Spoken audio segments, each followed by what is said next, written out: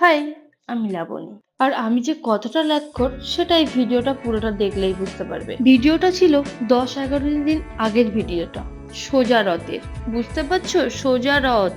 আর এখন তো রথ শেষ হয়ে 2-3 দিন হয়েও গেছে। তো চলো, সেদিন সকাল সকাল মর্নিং এ উঠে ফ্রেশ হয়ে একটু উষ্ণ গরম জল খেয়ে কিছু ফুল মিষ্টি কিনে আমি বাড়ির দিকে রওনা দিলাম। কারণ আজকে যজ্ঞ দাদারা সবাই মিলে মাসির বাড়ি যাবে। আর এই যে বাড়ি আসতে না আসতেই মহারানী আমার কাছে আদর খেতে চলে এসেছে। মহারানীকে আদরের শেষে ফুল নিয়ে বসে পড়লাম একটু রথ সাজাতে। তবে আমি বাড়িতে যাওয়ার আগেই বাড়ির সবাই মিলে রথটাকে অলরেডি রেডি করে রেখেছিল।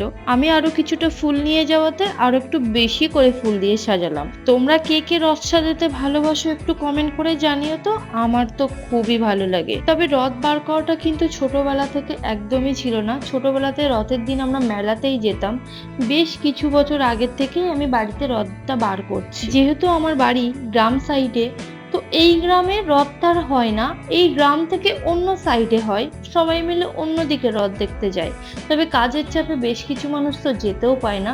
সেই জন্য পাড়ার কিছু ছোট্ট ছোট্ট বাচ্চা কাচ্চাগুলোকে নিয়ে আমি রথটাকে বার করি। আরো একটা সব থেকে বড় কারণ আছে, তবে সেটা আর আজ না, অন্যদিন আপনাদের সাথে শেয়ার করব। সকাল সকাল মা অনেকটাই ফুল তুলে রেখেছিল। তবে বৃষ্টি ভেজা দিনে গাছের ফুল তুলতে যে কি একটা মনের শান্তি লাগে সেটা তো আর বলে বোঝাতে পারবো না। এই গাছটা দেখুন কত সুন্দর, ফুল কি দেখবে, গাছটা দেখেই মন ভরে যায়। তারপর রথটাকে সাজিয়ে সবকিছু রেডি করে আমি বসে পড়লাম নিজে সাজুগুজু করতে। একটা মালা কম পড়েছিল বলে আমার বোন আবার বসে গেল মালা গাঁথতে।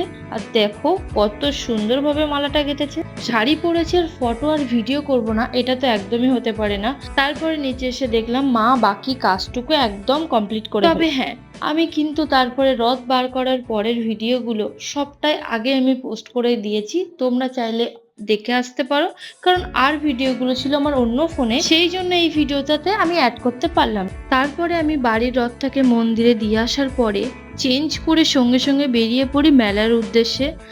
আর মেলাতে আসার পথে যে প্রায় আমি 10-12টা রথ দেখেছি, মানে জীবন পুরো সার্থক। এই ফার্স্ট টাইম আমি এতগুলো রথ দেখলাম। আর এই রথটা ছিল বাদুড়িয়ার রথ তোলার রথ। ফার্স্ট টাইম আমি এই রথের মেলাতে এসেছি। এর আগেও আমি বাদুড়িয়াতে ছিলাম, কিন্তু তখন ছিল করোনার টাইম, অথবা তখন আর রথ টানাটানিগুলো হয়নি। মানে যেহেতু করোনা ছিল, লোকজন বেরোতে পারবে না, সেজন্য সেই সময়টা বন্ধ ছিল। তবে আমার খুব ইচ্ছে ছিল বাদুড়িয়ার রথযাত্রাটা দেখার। এবার আমার সেই ইচ্ছাটা পূরণ হয়ে গেছে। তবে এখানকার রথের মেলাটা বেশ অনেকটাই বড় ছিল। আমার তো খুবই ভালো লেগেছে। তারপরে পুচকুদেরকে একটুখানি খেলা করিয়ে আমরা কিছু খাওয়া দাওয়া করে এখন বাড়ির উদ্দেশ্যে রওনা হলাম। আজকের মতন এই পর্যন্ত। আবার দেখা হচ্ছে নেক্সট কোনো ভিডিওতে। ততক্ষণ ভালো থেকো, সুস্থ থেকো। Thank you for watching.